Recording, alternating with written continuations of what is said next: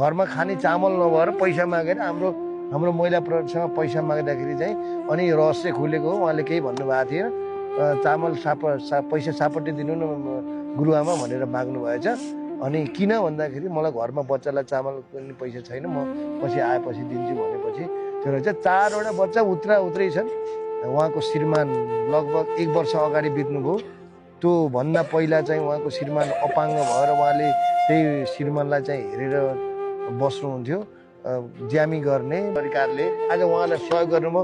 हाम्रो आज यति एकल महिला, सबै एकल महिला भने हुन्छ, यति धेरै चाहिँ एकल वातावरण क्रिएट गर्न पाउँदा थोरै भए पनि घाउमा मलम लगाउने भयौँ।